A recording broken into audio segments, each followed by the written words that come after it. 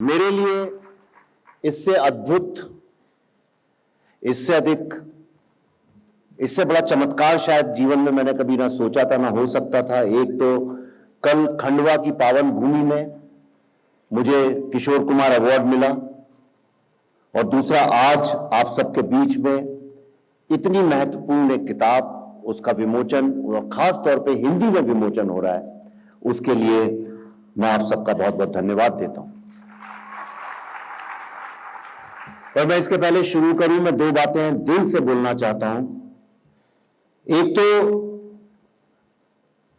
जब मुझे अभी मुलाकात हुई चौबे जी से, तो मुझे जब पता चला कि कला के क्षेत्र में जो ये समारोह आप लोग कर रहे हैं, विश्वरंग, ये बहुत आवश्यक चीज है। इसको हम लोग कहीं बीच में भूल गए थे।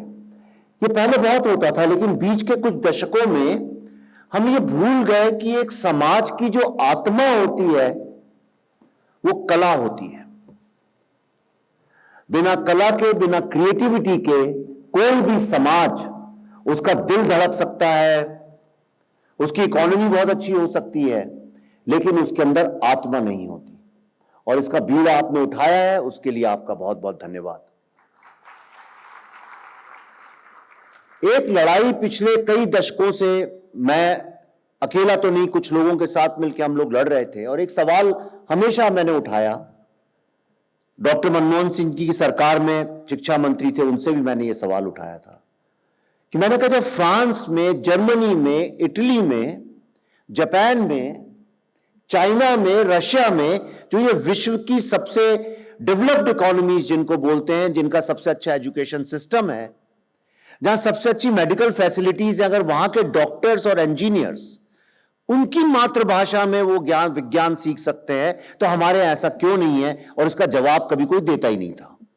और मुझे ऐसा लगता था शायद इसका जवाब कभी मिले नहीं, लेकिन इसका जवाब ही नहीं दिया है, बल्कि आपने इसका मुंह तोड़ जवाब दिया है हिंदी में, जो आपने एमबीबीएस की पढ़ाई शुरू की है। उसके लिए आपका बहुत बहुत दिल से आभारी हूं।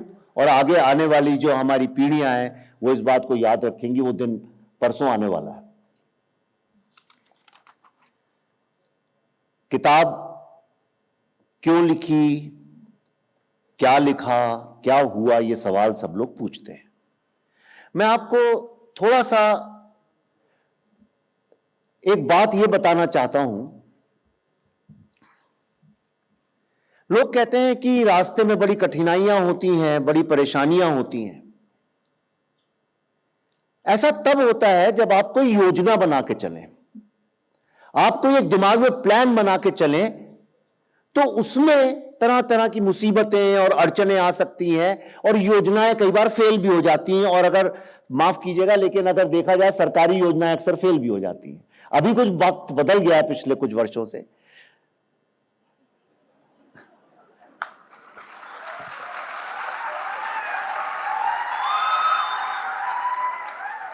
लेकिन जब व्यक्ति धर्म के काम पर चलता है, तो वो कभी फेल नहीं होता। धर्म की राह पे असफलता नहीं है। और ये कोई मैं पढ़ी लिखी बात नहीं कर रहा हूं। जो लोग मुझे जानते हैं वो जानते हैं, मैं किताबों में लिखी बातें करता भी नहीं। मैं सिर्फ जीवन के अनुभव से बात करता हूं। और इसलिए मैं आपको यह बताना चाहता हूं कि मैं भी, भोपाल का एक छोटा शहर है, हिंदी मीडियम में पढ़ा, एक शिक्षक का बेटा रहा हूं, मिडिल क्लास फैमिली, जहां पे नल खराब हो जाए तो मां की पुरानी साड़ियों को फाड़ फाड़ के टोंटियां बांधी जाती हैं, उसी घर से मैं भी आया हूं। और मैंने अपने जीवन में शुरू में तमाम चीजें की, और जब फिल्म इंडस्ट्री में आया तो मैं भी उसी राह में घुस गया। दो चीजें होती हैं। योजनाबद्ध जो काम होता है कला के क्षेत्र में, फिल्मों में, वो ये है कि भाई क्या चलता है और पब्लिक को क्या चाहिए, ऑडियंस क्या चाहती है, वो बनाओ। और उस सिलसिले में होता क्या है कि धीरे धीरे धीरे धीरे कहानियों का स्तर नीचे जाने लगता है, फिर मार्केट टेक ओवर करने लगता है। और इसीलिए जो योजनाबद्ध फिल्में देखिए, बहुत सारी जो है भारत में तो, बॉलीवुड में तो खास तौर पे 10 में से 9 फ्लॉपी हो जाती हैं। फिर एक वक्त आया जब मुझे यह लगा कि नहीं, मैं यहां पे इसलिए तो नहीं आया था कि वो कहानियां सुनाऊं कि जो लोग सुनना चाहते हैं, बल्कि मैं वो कहानियां सुनाने आया था जो मैंने अनुभव की हैं, देखी हैं, और जिसको दिखा के, जिनको सुना के ऑडियंस की जो एक समझ है, जो एक वर्ल्ड व्यू है, उसमें कुछ वृद्धि हो, उनको भी एक ऐसे नजरिए से उस कहानी को देखने का मौका मिले जो वो स्वयं नहीं देख पाते। एक ऐसी दुनिया, ऐसे कैरेक्टर्स, ऐसा समाज, ऐसी प्रश्न, यही तो कला का मकसद है, आपको उस तरफ आपकी नजर ले जाना जहां आप अमूमन अपनी नजर नहीं ले जाते। और जो चीज आपको उसी जगह ले जा रही है जहां पे आप जाते रहते हैं या ले जाना चाहते हैं, वो फिर उसको हम मीडियोक्रिटी का नाम देते हैं। और तब एक मैंने दिशा बदली।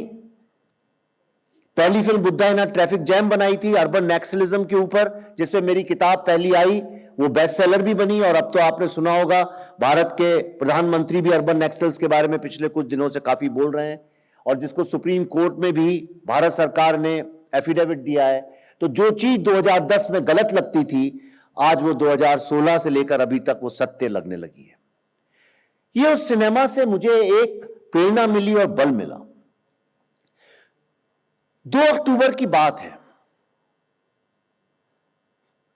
हम सब घर में थे, छुट्टी थी,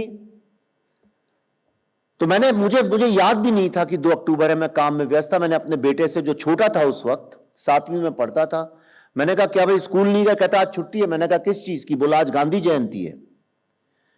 तो मैंने कहा अरे मैं भूल ही गया, लेकिन बेटा आज गांधी जयंती नहीं है, आज के दिन लाल बहादुर शास्त्री भी पैदा हुए थे।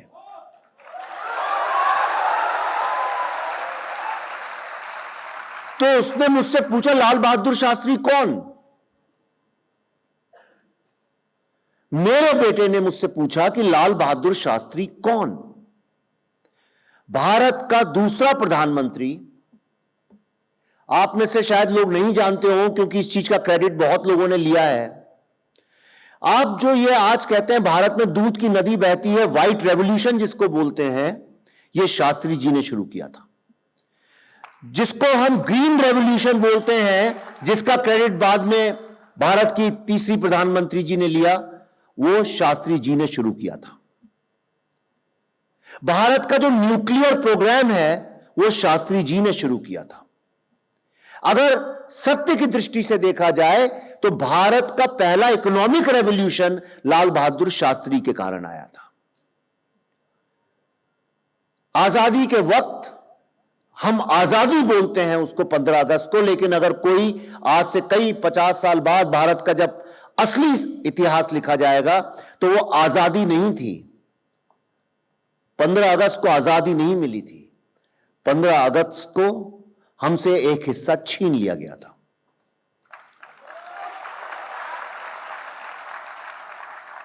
लाखों लोगों का खून बहा था, और तुरंत उसके बाद हम पे आक्रमण हुआ था। और उसी के कुछ वर्ष बाद चीन के आक्रमण में हम लोगों की एक बहुत ही ह्यूमिलिएटिंग पराजय हुई थी, और तब फिर भारत का एक हिस्सा छीन लिया गया था। उसके बाद शास्त्री जी के काल में जब पाकिस्तान ने आक्रमण किया, वो हमारी पहली असली विजय थी।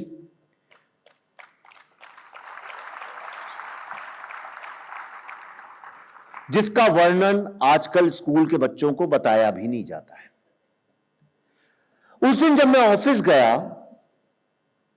मैं अकेला था, 2 अक्टूबर का दिन था, छुट्टी का दिन था, मुझे कुछ काम था, मैं काम कर रहा था अपने दफ्तर में।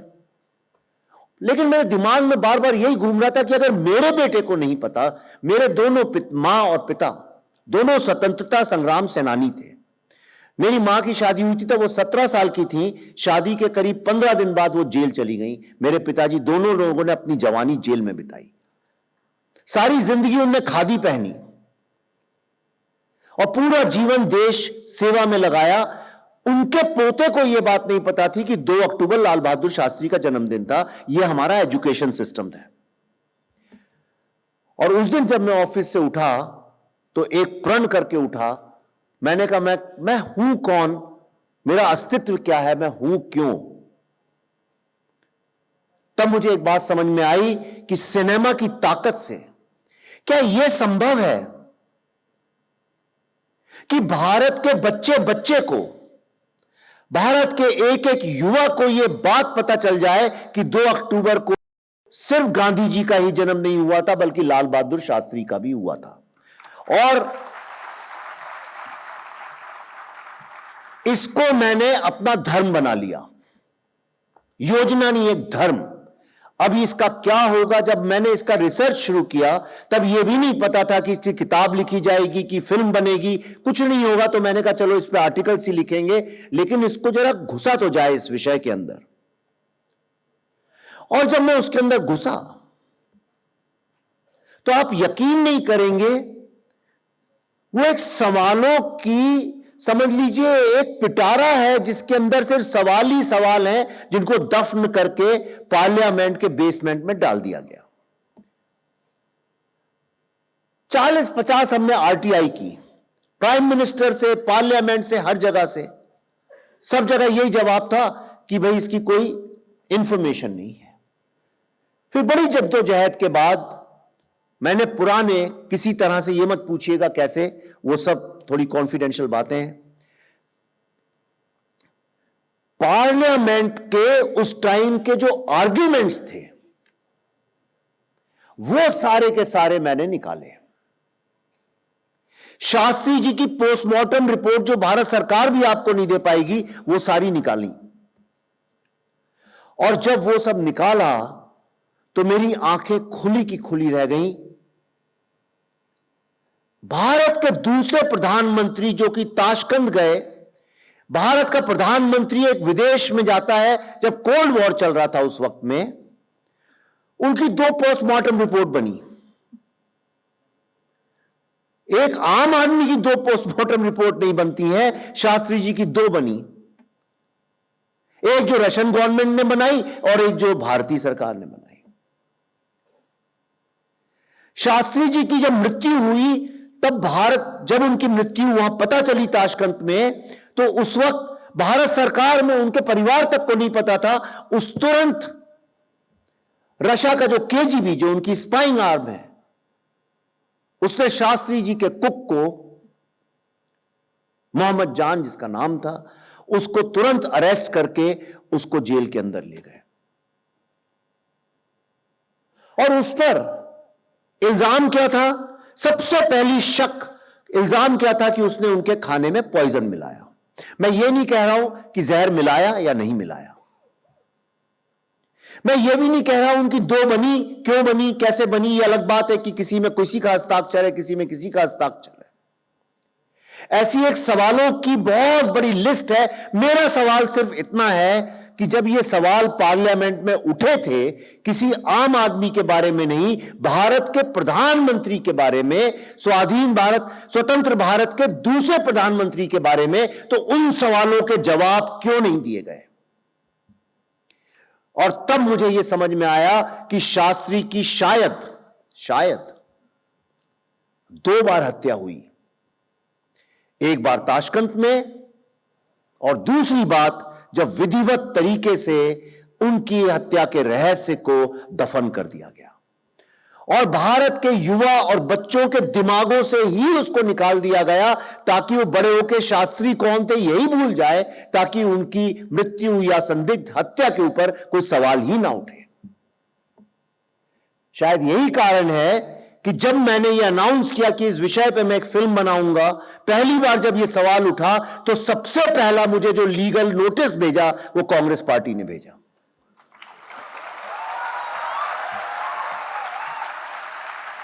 मैंने, अच्छा, और मजे की बात यह है, मैंने उनसे कहा भाई वो तो कांग्रेस के ही प्रधानमंत्री थे, आप भूल गए हैं शायद।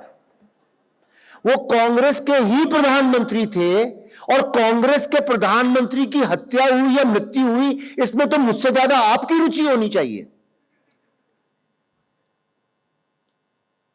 लेकिन बॉलीवुड के हर स्टूडियो, हर व्यक्ति ने इस फिल्म को सपोर्ट करने से, फाइनेंस करने से मना कर दिया।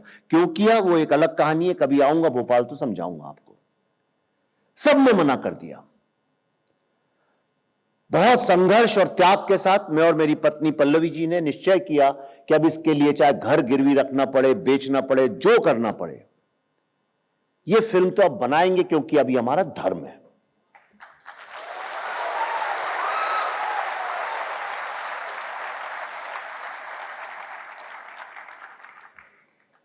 तो जो बहुत अच्छे कलाकार थे लेकिन उनके पास काम नहीं था, क्योंकि जो नया बात बॉलीवुड है वो ऐसा मानता है कि जिनको एक्टिंग आती है उनको तो लेना ही नहीं चाहिए।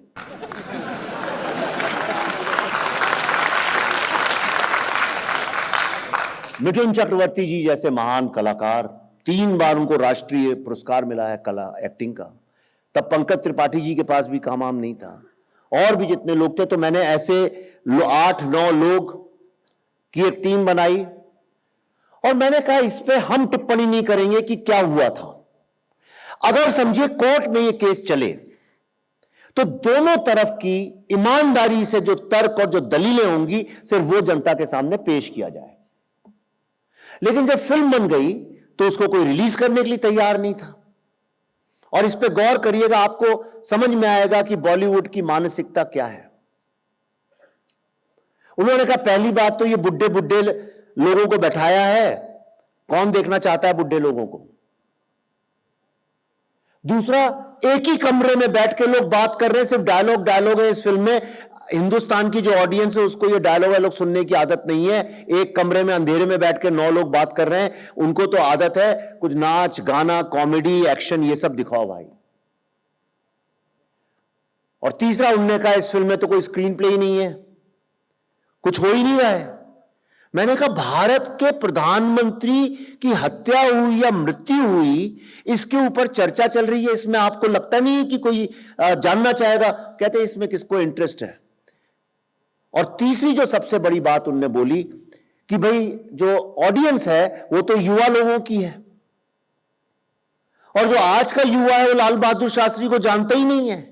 एक 4 फुट के आदमी को कौन देखना चाहेगा, उसके बारे में कौन सुनना चाहेगा। तो इस फिल्म को युवा और महिलाएं 2 लोग तो देखेंगे ही नहीं, जो मेन ऑडियंस होती है। और अगर युवा और महिलाएं नहीं देखेंगी तो फिर यह फिल्म तो मार्केट में चलेगी भी नहीं। 2-1 साल वो फिल्म अटकी पड़ी रही। बड़ी मिन्नतों के बाद, गिड़गिड़ाने के बाद, बड़ी मुसीबत से किसी तरह से जी स्टूडियो में सुभाष जी थे, उन्होंने कहा नहीं, मैं शास्त्री जी का काफी प्रशंसक हूं और इस फिल्म को जो भी होगा थोड़ा बहुत कर करा के हम इसको रिलीज करेंगे। तय हुआ उसकी तारीख है रिलीज होने की। पर उसी वक्त जो बॉलीवुड के शहंशाह हैं, बादशाह हैं, उनकी फिल्म रिलीज हो रही थी, कलंक।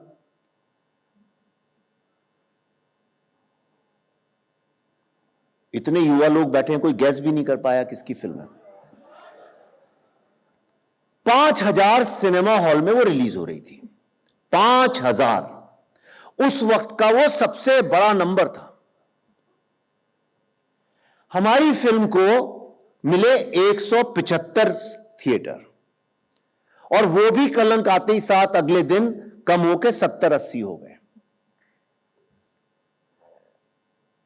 बच्चन साहब ने एक बार कहा था कि कहां वो राजा हैं हम रंक। उस दिन मुझे समझ में आया उनने क्यों बोली होगी ये बात। लेकिन धीरे धीरे वो फिल्म, एक व्यक्ति ने दूसरे से बोला, दूसरे ने तीसरे से बोला, और धीरे धीरे उसकी डिमांड बढ़ने लगी। कलंक 5 दिन के बाद सिनेमा हॉल से उतर गई। उसके बाद बहुत बड़ी फिल्म आई इनक्रेडिबल्स, वो भी बहुत चली, दिन रात उसके शोज चले, और बड़े बड़े स्टार्स की फिल्म आती रही। ये धीरे धीरे 75 से 100 थिएटर हुए, 100 से 150 हुए, 200 हुए, 250 हुए, और धीरे धीरे ये बढ़ने लगी। और पिछले 10 साल की ये पहली फिल्म थी जो पूरे 120 दिन थिएटर में चली, और 2019 की ये सबसे बड़ी हिट बनी।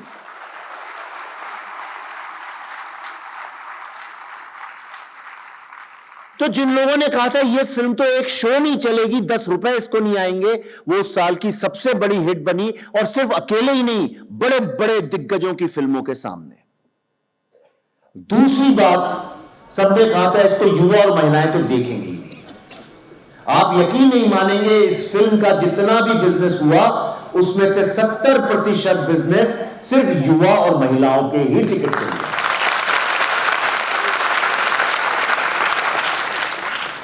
और तीसरी जो सबसे मजे की बात वो ये कि जो बॉलीवुड के एक्सपर्ट्स हैं, विद्वान हैं, जिन्होंने कहा था कि ये इसमें स्क्रीन प्ले नहीं है और सिर्फ डायलॉग्स ही डायलॉग्स हैं और भारत में कोई इतने डायलॉग वाली फिल्म देखता नहीं है, इसको तो कोई 10 मिनट भी बैठ के नहीं देखेगा, उसी फिल्म को बेस्ट स्क्रीन प्ले और डायलॉग के लिए नेशनल अवार्ड मिला।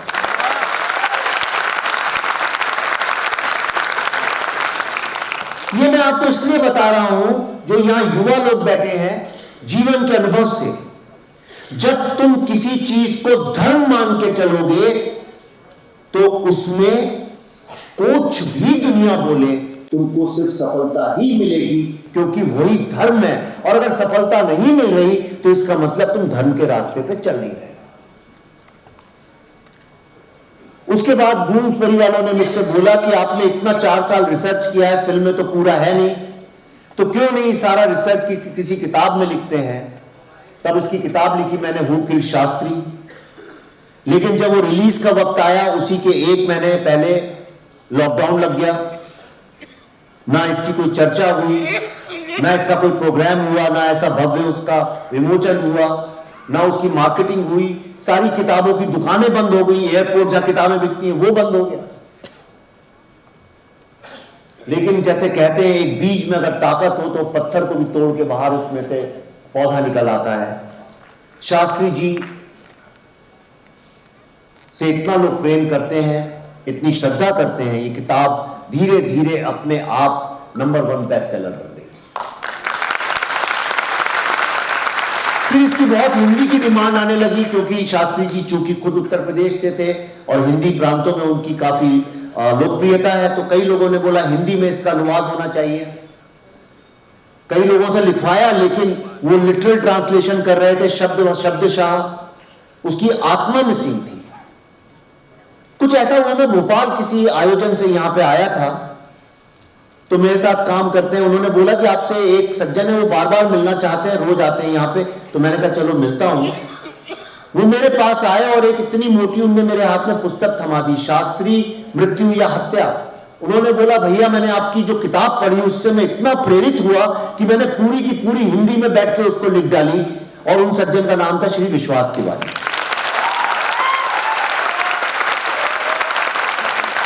मैंने कहा कि भाई इसका मैं करूंगा क्या। चलें आपको कुछ नहीं करना है, मैंने लिख दिया, अपने पास रखिए। तो मैंने जब उसे पढ़ना चालू किया तो मैंने ब्लूम्सबरी वालों से कहा कि भाई ये किताब है, आप लोग थोड़ा पढ़ना चाहोगे, देखो हिंदी में हम लोग इतनी मुश्किल जा रही है इसकी, तो आप जरा इसको नजर मार लीजिए। मैंने उनको भेजी और उसके कुछ दिनों बाद उन्होंने मुझसे कहा हम तो पब्लिशिंग हाउस ही हैं, इतनी किताबों के हिंदी में अनुवाद करते हैं, पर इससे अच्छा अनुवाद हमने कभी पढ़ा नहीं, इसको हम तुरंत छाप रहे हैं। और वो किताब छप के आज पहली बार उसका ये पहला विमोचन है जो भोपाल शहर में हो रहा है, और 2 भोपालियों ने इस किताब को लिखा है और हमारे मॉडल स्कूल के लोग जो यहां विराजमान। तो जब आप धर्म के रास्ते पे चलते हैं, आपका इरादा सही हो, आपका बिना ये सोचे कि ये कहां पहुंचेंगे, गंतव्य क्या है, क्या मकसद है, सिर्फ अगर आप धर्म के रास्ते पे चलेंगे तो आप देखिए चीजें अपने आप धीरे धीरे होती जाएंगी और आप खुद अपनी मंजिल तक पहुंच जाएंगे। लोगों को शास्त्री जी की समस्या हो, सुभाष चंद्र बोस का हो, मैंने जो सीखा आपको बताता हूं। ये क्यों इतने सारे लोग यहां पे हैं जो इस बारे में चिंतन करते हैं, मनन करते हैं, क्या कारण है कि इनके जवाब नहीं मिलते। यस, एक तरफ राजनीति है, एजेंडा है तरह तरह के, लेकिन एक छोटी सी आपको कहानी बताता हूं। मुल्ला नसरुद्दीन का आप लोगों ने नाम सुना होगा, टर्की के एक फिलोसोफर कह लीजिए या शेख चिल्ली कह लीजिए, जो भी कहना चाहें कह लीजिए, पर उनकी जो कहानियां हैं उसमें जीवन के मूल सिद्धांत जरूर छुपे हुए। तो एक दिन मुल्ला नसरुद्दीन खड़े हुए रात को एक लैंप पोस्ट के नीचे को ढूंढ रहे थे। तो गांव के कुछ और लोग वहां से निकले, उनने कहा मुल्ला क्या हो गया। कहने लगे भाई घर की चाबी जो थी वो खो गई है, वो ढूंढ रहा हूं यहां। तो गांव के लोग भी उनके साथ चाबी खोजने में जुड़ गए। धीरे धीरे और लोग आते रहे, सब लोग मुल्ला के साथ उनके घर की चाबी ढूंढने में मशगूल हो गए। धीरे धीरे पूरी रात बीत गई, पूरा का पूरा गांव ढूंढता रहा। सुबह हो गई, सूरज निकल आया। जैसे ही सूरज निकला, मुल्ला उठे और गए और उनने अपने घर के पीछे जो बगीचा था वहां गए और वहां से उनने चाबी उठाई और घर का ताला खोल लिया। लोगों ने कहा कमाल की बात है, आपकी चाबी खोई थी पीछे बगीचे में और आप यहां सड़क पे लैंप पोस्ट के नीचे चाबी ढूंढ रहे थे, जबकि आपको पता था तो वहीं क्यों नहीं बताया? कहले भाई रात का वक्त था, रोशनी यहां थी इसलिए यहां ढूंढ रहा था। यही इस समाज की सबसे बड़ी दुर्भाग्य आज बन गया है। आज अगर आप देखें तो सब लोग क्या करते हैं, जहां रोशनी दिखती है वहीं पे समस्याओं के हल ढूंढते हैं। चाहे वो जीवन की समस्याएं हो, चाहे वो समाज की समस्याएं हो, चाहे राष्ट्र की हो, चाहे विश्व की हो। समस्याओं के जो समाधान हैं वो एक्चुअली कहीं और होते हैं, लेकिन वो रास्ते में अंधेरा होता है, वो रास्ता कठिन होता है, चुनौतीपूर्ण होता है और इसीलिए लोग उस पर जाने से डरते हैं। लेकिन अगर कोशिश की जाए और वहां जाया जाए तो समाधान मिलते हैं। और ये मैंने ताशकंद फाइल से अनुभव किया, बुद्धाइनाथ ट्रैफिक जैम से अनुभव किया, अभी पिछले जो मेरी फिल्म आई थी कश्मीर फाइल्स। आज मुझ पे कितनी फतवे इशूड हैं आपको गिना भी नहीं सकता हूं, लेकिन कोशिश तो की। और अगर मैंने कोशिश की तो तमाम और लोग जो हैं, युवा लोग हैं, वो भी कोशिश करेंगे। आप एक बार शुरू करें, पिछले काफिला बनता ही बनता है।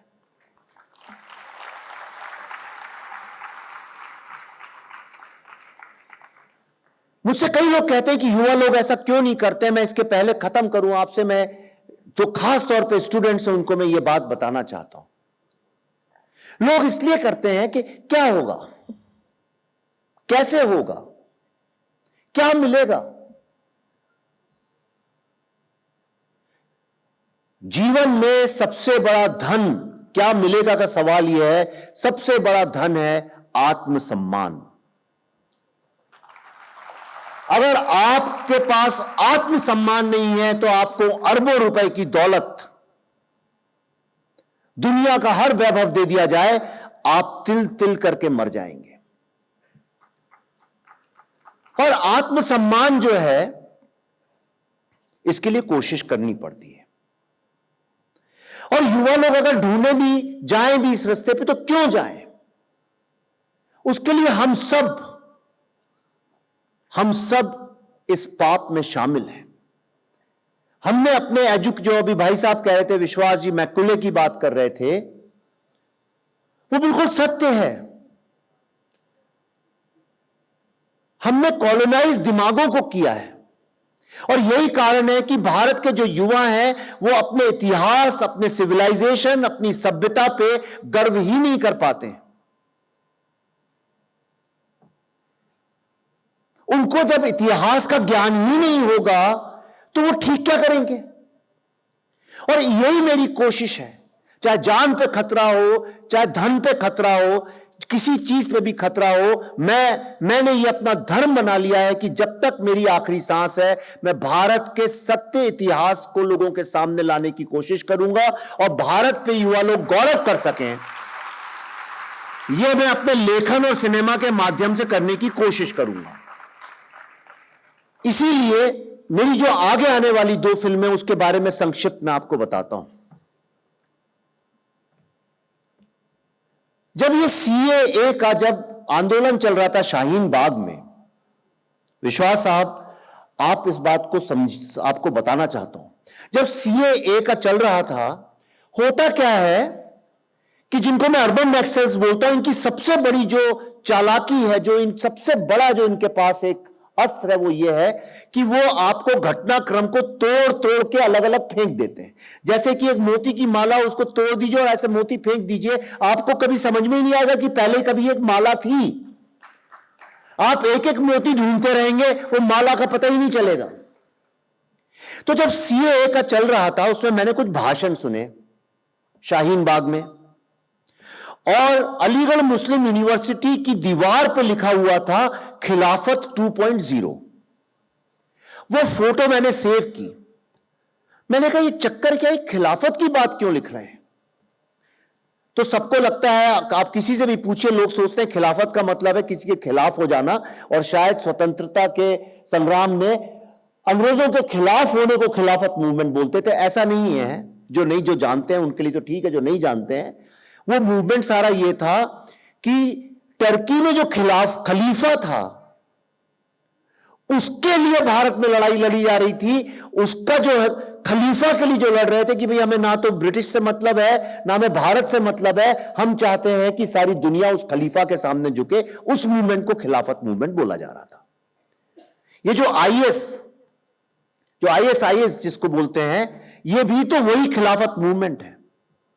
ये जो काफिर और सर तन से जुदा के जो नारे आज लग रहे हैं, ये सारे खिलाफत मूवमेंट के हैं।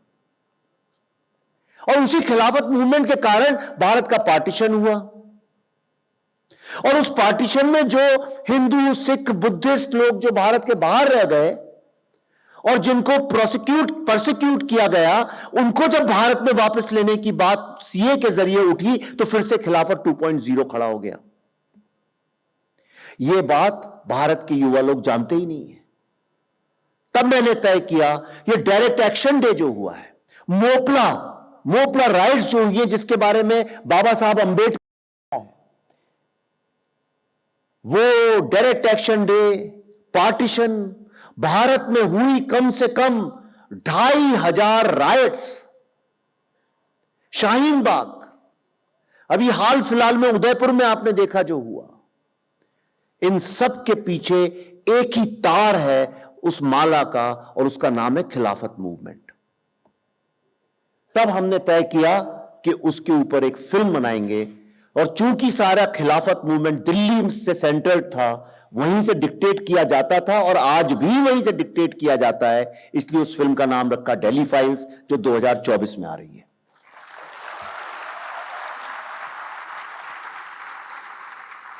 पर मैंने कहा कि हर समय यह बुरी खबर लेके आना भी अच्छी बात नहीं है। तो हम गर्व कैसे करें? हम इसलिए भारत पे गर्व नहीं कर पाते हैं कि भारत में हर रोज कुछ ना कुछ ऐसा घट रहा है जो अपने आप में गर्व करने लायक है, लेकिन वो कहानियां, वो बातें आप तक ना तो मीडिया लेके आता है, ना इतिहासकार लेके आते हैं, ना समाज सुधारक लेके आते हैं। पॉलिटिशियंस बोलते हैं तो लगता है इनका तो पॉलिटिकल एजेंडा है, और ये सत्य है। आज इतना बड़ा कदम आप उठा रहे हैं मेडिकल, जिसके लिए कितने लोगों ने जाने दे दी हैं, आप यकीन नहीं करेंगे। हिंदी में पढ़ाई है, तकनीकी पढ़ाई, इसके लिए लोगों ने आंदोलन किए, लाठियां खाई हैं, फिर भी नहीं हुआ। इतना बड़ा काम कर रहे हैं, लेकिन जब आप इस बात के बारे में जाके बोलेंगे, लोग कहेंगे शायद ये तो पॉलिटिकल बात कर रहे हैं। तो ये धर्म है कहानी लिखने वालों का, मीडिया का, फिल्मकारों का, कि इस तरह की बात जिससे भारत का गौरव न सिर्फ भारत में बल्कि पूरे विश्व में बढ़ता है, ये दुनिया के सामने लेके आए। तो जब ये कोविड हुआ था, मैं वैक्सीन जिस दिन लगवा रहा था, मैंने कहा वैक्सीन तो लग रही है, ये बनाई किसने है? आप में से कितने लोग जानते हैं ये कोवैक्सीन किसने बनाई है? बताइए, अच्छा कौन बता सकता है? जोर से बोलिए, और जोर से बोलिए। यही इस देश का दुर्भाग्य है।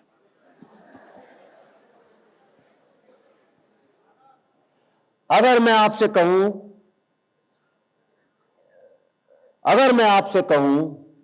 पूरे विश्व के इतिहास में, मेडिकल साइंस के इतिहास में, जहां डॉक्टर लोग बैठे हैं, चेक करें, पहली बार इतनी बड़ी महामारी की एक वैक्सीन, ये वर्ल्ड की पहली इंडिजिनस वैक्सीन है। ये विश्व में सबसे कम टाइम में बनी हुई वैक्सीन है। ये वो वैक्सीन है जिसके खिलाफ पूरे विश्व ने युद्ध छेड़ दिया था, फिर भी ये वैक्सीन बनी, विश्व में सबसे ज्यादा लोगों को लगी, अब तो करीब 250 करोड़ होने वाला है। और सिर्फ बनी नहीं, आज विश्व में जितनी वैक्सीन को कोविड की इसकी बांटी गई हैं, उनमें 75% तो भारत की तरफ से गई हैं, और जो ये बड़े बड़े राष्ट्र हैं, यूएस, यूके, जर्मनी, इनका सिर्फ 1% कंट्रीब्यूशन है। ये किसने बनाई? ये बनी है भारत के चंद साइंटिस्टों ने बनाई है, जिनमें से 80% औरतें हैं।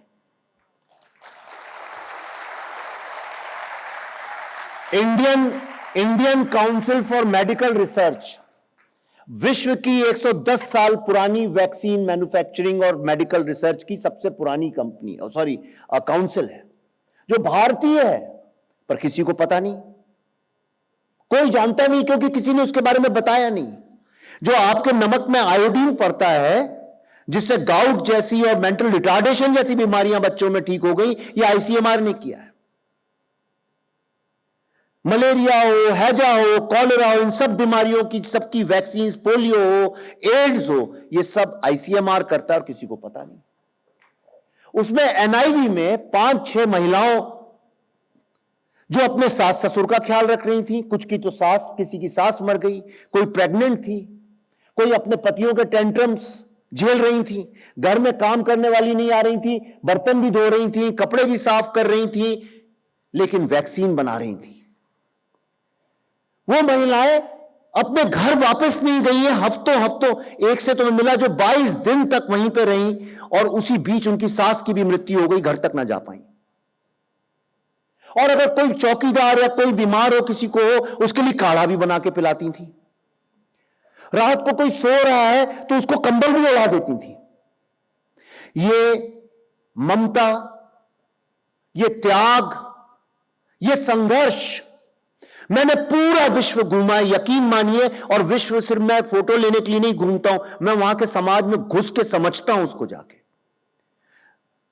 और मैं किसी द्वेष से नहीं कह रहा हूं, लेकिन बहुत गर्व से कह रहा हूं कि इस स्तर का संघर्ष, त्याग और सेवा भाव से भारत की मांओं में है और कहीं नहीं है।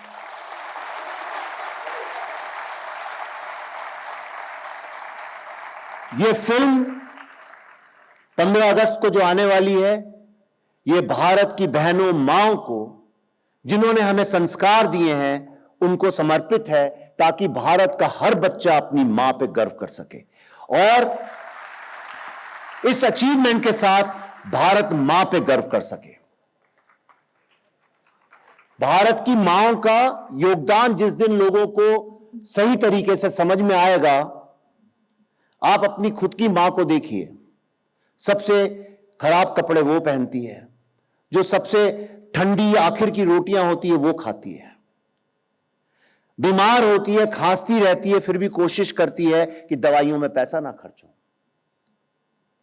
सिर्फ इसलिए कि उसके बच्चे पढ़ लिख के काबिल बने और उनमें अच्छे संस्कार आए। और शायद यही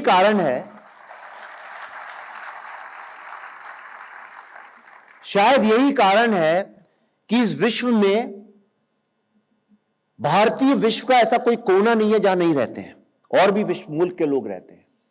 लेकिन आप कहीं भी जाइए, कहीं भी आप जाइए, किसी भी मुल्क में चले जाइए, आप जापान से लेकर टिम्बकटू तक कहीं भी चले जाइए, आपको चाइनीज लोगों के बारे में एक राय मिलेगी कि नहीं, वो लोग जो हैं उन पे विश्वास नहीं कर सकते, या वो बड़े स्मार्ट बिजनेसमैन होते हैं। फ्रेंच लोग तो बड़े एरोगेंट होते हैं, और रशियन तो बड़े कोल्ड होते हैं। अमेरिकन तो देखो बस मटीरियलिस्टिक ही होते हैं। ब्रिटिश लोग तो ऐसे होते हैं। हर विश्व के देश के बारे में कोई ना कोई एक स्टीरियोटाइप होगा ही। भारतीयों के बारे में क्या स्टीरियोटाइप है? पूरा गोल धरती पे घूमिए तो भारतीयों के बारे में क्या बोला जाता है? We can trust Indians.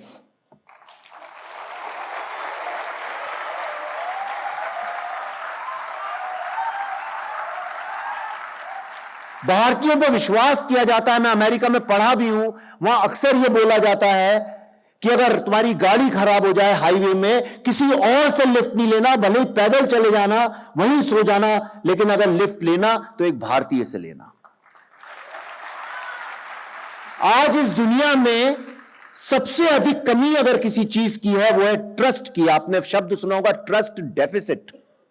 सारी दुनिया में जो क्लेश है, जो कलह है, जो सारा वॉर हो रहा है, एक ही कारण हो रहा है, वो है ट्रस्ट डेफिसिट। लेकिन ट्रस्ट के लिए सबसे ज्यादा धनी है भारतीय लोग, और ये ट्रस्ट की जो वैल्यू है, जो ह्यूमन वैल्यू है, इसको देती है हमारी मां। और जो मां पे गर्व करता है वही भारत मां पे गर्व कर सकता है।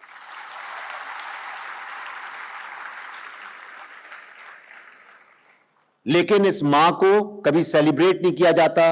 अगर टेस्ला गाड़ी बनती है तो आता है man of the year Elon Musk, person of the year photo छपती है लोगों की मैगजीन में एक लोहे की गाड़ी या कोई ऐसी चीज बनाने में। लेकिन जो इस विश्व को ज्ञान, संस्कार और ये ट्रस्ट देती है, उस मां को कभी कोई सेलिब्रेट नहीं करता। उनको सेलिब्रेट करने के लिए मैं ये अगली फिल्म बना रहा हूं, जो कि 15 अगस्त को आएगी।